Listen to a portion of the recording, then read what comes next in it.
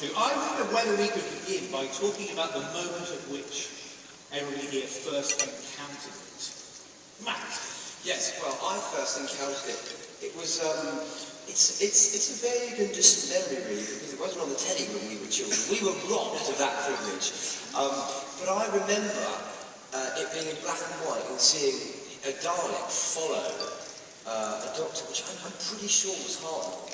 I don't know why it was telling down the corridor, and sort of having a vague awareness of what it was, even though it wasn't on the telly for our generation.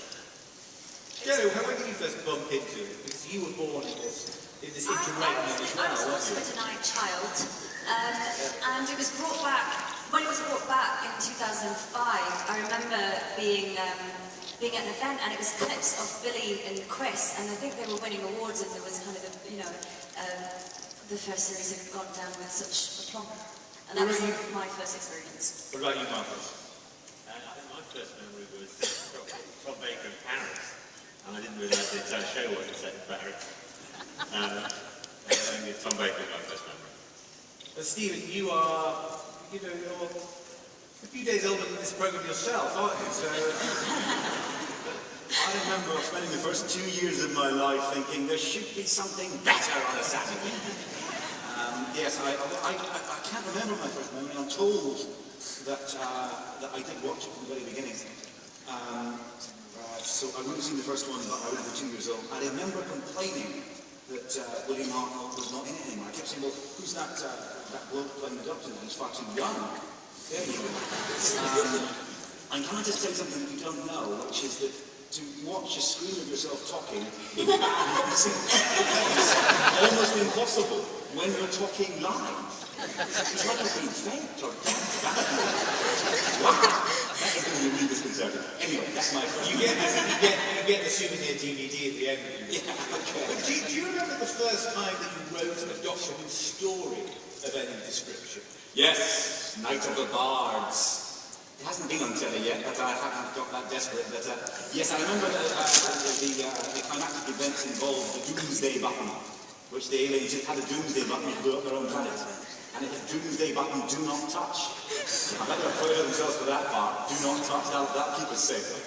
What would be even safer, of course, would be not to have a Doomsday Button, but that didn't occur to me. Have you kept this rare document? My dad has it somewhere. Oh, God. So it could see in his high security house guarded by bastards. I want to go back now to the moment in which you were cast in this part, Matt. And I have heard that it actually, that you two came together, not necessarily as part of Doctor Who, but for another series that Stephen was looking for a leading man. Yes, the very, very first person to audition for the part of John Watson in Sherlock was Matt. Cheating you not get the part. He said no! There were loads of parts Matt didn't get. You're cheering all night. Okay, yes we did, and really, it was only a few days before we had to start casting the Doctor, and he came in, and it was actually a very good audition. I remember Kate Rose Jenn said, he's compelling people.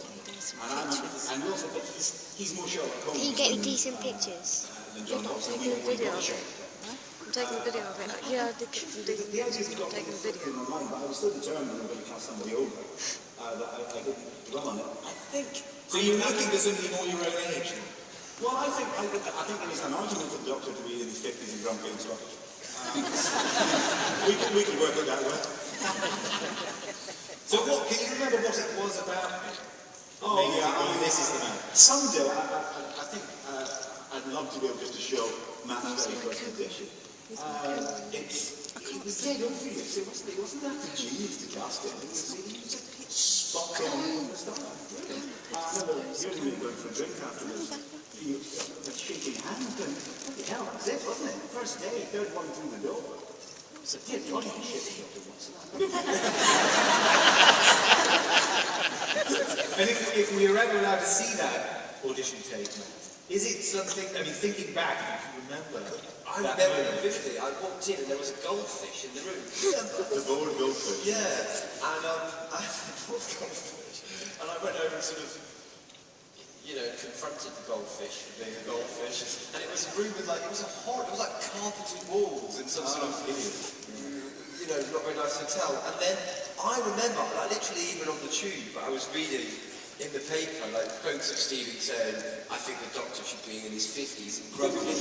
Like, and I said that to you in the audition, and you were like, oh, yeah, I've got in trouble for that actually. And then, and I remember the scene, and I wore a tweed blazer, and yeah, and then I went back for another one. Yeah, the adventure began. We're going to watch a clip now from the 11th hour, which is not the first scene that you shot as the Doctor, which is obviously your regeneration scene, but it's the thing that you did after that. So let's see that moment from the 11th hour. Here's a better question. Is this world a threat to the Atraxi? Well, come on, you're monitoring the whole planet. Is this world a threat?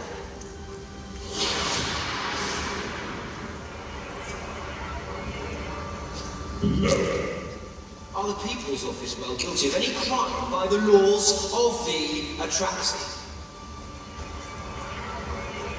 No. Okay. One more, just one. Is this world protected? You're not the first one to come here. Oh, there have been so many. And what you've got to ask is, what happened to them?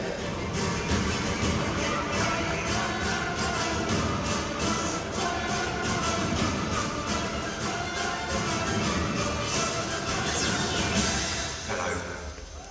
I'm the Doctor.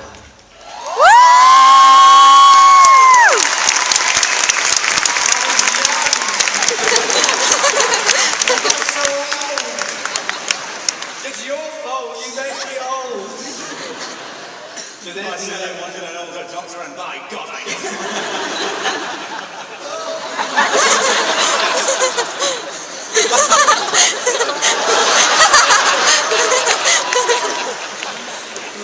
So there's the 11th Doctor being faced by all those incarnations. If they do something like that next year, you will be in that kind of sequence where you're receding into your own house. I mean, what a bit of writing from Stephen. What an entrance, you know. It's just, I mean, it's a sort of testament to the show, isn't it, that you've got those characters that can, I mean, even watching it now, when you see Hartland and Troughton come up, you're like, wow, and then Poe, it's like, it's an exciting bit of telly, I think. So, why is it that you chose to leave us at this moment? And will you come back if you're out? Absolutely. It will not take much for me to come back. I'm just being here today. I don't want to leave. It's, I don't know. I just. Would you like him to come back? One day, I'd love to come back. But I guess I thought I wanted to go out. He hasn't gone yet. Yeah. They've got the Christmas special to come. And tomorrow, apparently it's on tomorrow. Yeah. Yeah. But I would come back at the drop of it. Now, Jenna, you arrived in the programme last year, and I think it's fair to say that your character Clara is fairly complex, fairly enigmatic. What did you understand about her as you embarked upon this? What kind of conversations did you have with Steve about who this woman was and what she was going to be in the future? Well, I knew filming there was different incarnations of Clara, but I never knew why. And I think that was for the best, because I didn't need to know why. The Claras were kind of self-contained. So it wasn't until I picked up the script from The Name of the Doctor that all was revealed. So yeah, it was a good way to play the series, actually. And actually for us as well, kind of, you know, talking between each other, trying to figure it out as we went along. Did you have your own sort of ideas that were there as placeholders, in a way, before the truth emerged? Did you make decisions about, you know, what her background might have been? I didn't need to. I needed to know there was the essence of Clara, but then imagine a Clara placed in a certain period of time and space, whether it's Oswin, futuristic junior entertainment manager, or Clara, who'd grown up in a period, Victorian England, and what would she become? And then a modern day Clara had been born and grown up in Blackpool, Manchester, you know, and come down to London. So it was great for me to kind of figure that out, but I didn't need to know why. Well, let's see a bit of Clara in action from the Bells of St. John. Can you run the clip, please? Is it an evil spirit? It's a woman.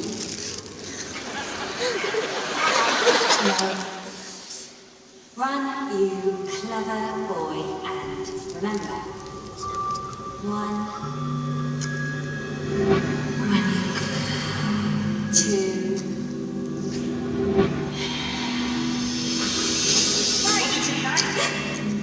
Shit! I'm going to type it wrong, it's throwing me out again. What do I do? How do I get back in?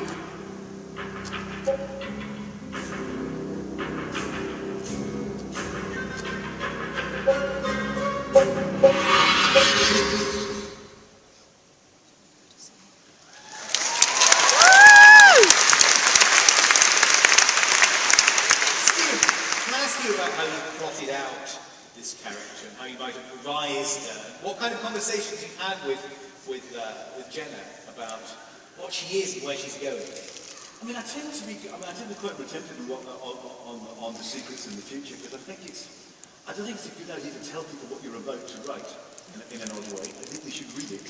I think, yeah, if it's only clear when I said it and not clear in the script, that's the problem. And so one way of testing that is to make sure that people understand it in the scripted form. Otherwise, there's a whole lot of information kicking around that actually isn't given to the audience. Sorry, Marcus, you prefer to give the information in the script. You lay along as the audience are. No, I'm constantly bearing a Stephen story. You tell me what's going to happen, tell me what's going to happen. But no, I actually do agree with Stephen. If we learn it through the script, then we know it's in the script. Whereas if we've had a meeting about it, then you're not sure it's going to get through. And, I can't watch new episodes of Doctor Who anymore, so I want pleasure to read through the script for the first time. So that's a pleasant experience for me. And have you been kind of theorising about that as well? Probably have loads of theories. I think Jenn has done with the man when she came to audition because we gave her a sort of futuristic ship steward, we gave her a Victorian barmaid and a modern girl. They didn't even have the same name at first. No. So I remember the audition was I was like, okay, maybe I'm trying out for a few different characters then. So what happened at the audition? What happened at the audition, Jenn? I was auditioning for the part of the Victorian barmaid. No, I was auditioning for the part of the Victorian governess. Kind of Mary Poppins, very much bossing the doctor around. And then I got called back to play 3 different characters, but with no you couldn't give an explanation, for secrecy reasons. So it's kind of a case of turning up and getting to play with Matt, really.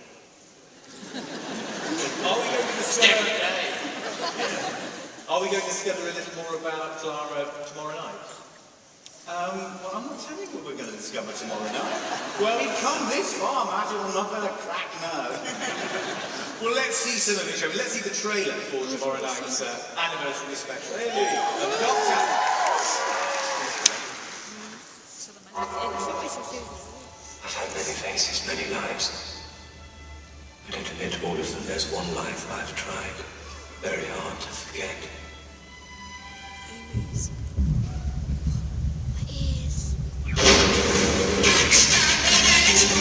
Great men are forged in fire. It is the privilege of lesser men to light the flame.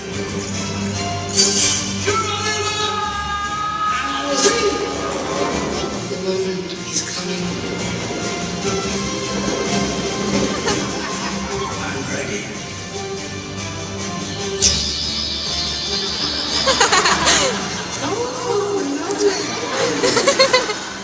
Why are we all here? I remember this. Almost remember. Oh, you've redecorated. I like it.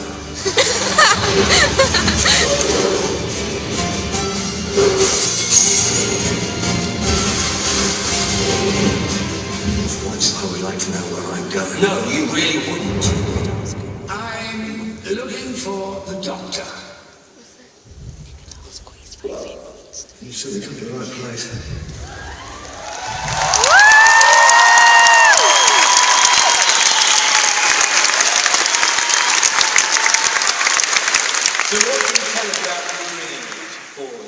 there some things that only doctors can discuss between themselves? There's a lot of things that only doctors can discuss between themselves. No, It's doctor speak. yes, doctor speak. What I think is clever about it is I think Stephen has managed to add something to the mythology of the story, which is a testament to the sort of the ability and the longevity of the show, but also to him as a writer. And I think that's really, for me as a Who fan, I love that sort of stuff. So that's cool. Apart from that, nothing. That's what you get. And Stephen, you've done something with this story that has actually put those wilderness years to some use. You found a space in which a whole other story can emerge. Yeah, well, that's an exciting thing to do, because it is the big thing. There was 16 years that the BBC got it very wrong and didn't make Doctor Who, but it does create an interesting gap. What is the most secretive hero on television? What was he up to for 16 years? He hasn't told you his name, so we can assume he's got other secrets too. So that was a cool thing to do. Yeah, I liked it. And how is it for you, Marcus, overseeing all of this? Logistically difficult, is it, to get people to emerge? We were a little bit busy, yeah. No, I mean, it was a privilege to do. I think that's the first and foremost thing. It was huge and almost a challenge that everybody faced, has to do on a daily basis to make the show. I think we really tried to put everything out there for the fans, for the audience. And how did the fact that it was also being made in 3D affect the production process? It was a new experience because nobody's ever done it before. It's the first kind of BBC drama to be simulcast in the cinema in 3D. So it was a real learning curve. But it was a fantastic experience. I think that's where Doctor Who should be, at the cutting edge of what's on TV. And did that change the writing in any way, Stephen? Because you had access to the possibility of this. I believe that you tell me and tell you something about the writing. Well, work it out for yourself when you see it tomorrow. Okay, yeah. It's nearly out.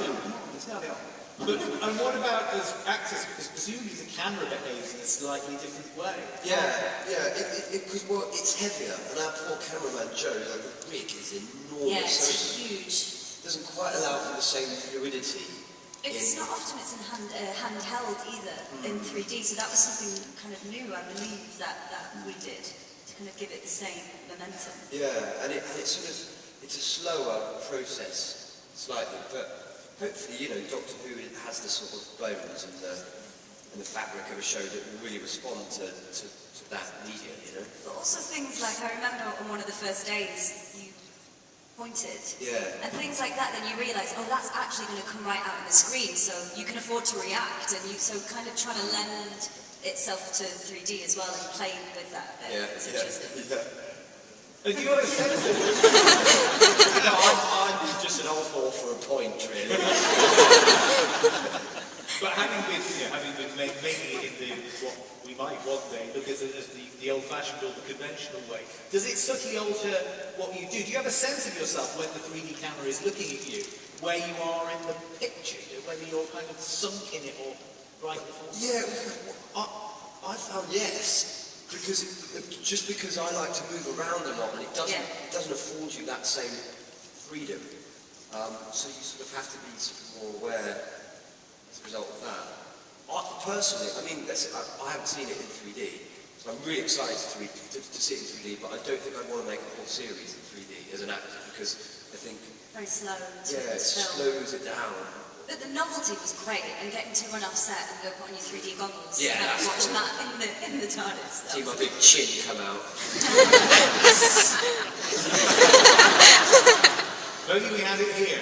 Well, you're going to be watching the new episode tomorrow night. Yes, I am. But last night you stayed up and watched Doctor Who. I did. I went on Graham Norton last night with Mr. Tennant, and then I got back and I watched Adventures in Time and Space, which I loved. I thought was really, really moving. And David, I thought, was just fantastic. I didn't know he was such a grump. A brilliant grump. But I was really moved by him as well, and I thought it was a great piece of telling. Loved it. But you also watched An Unearthly Child. Oh yeah, after that on BBC 4, I know I've got a really interesting life. Yeah, because I saw it was on, I was like, wow, let's do this. I've made myself seem even more uninteresting, haven't I? But I thought that was cool. What a great opening as well. I think it was a really fun episode, actually. I didn't watch all 4 of them. 50 years on. Get away with it in this room, though, can't you? 50 years on, when you watch that first episode, Steve, what does it stir in you? I think it's one of the very, very best episodes of Doctor Who ever made. I really do. If you add to that the fact that all the ideas come from there, that's the one that's got the title sequence, the music, the name, the TARDIS, the police box that's bigger on the inside, the Doctor, the man from the future dressing in clothes from the past, all that stuff is all happening for the first time in one show.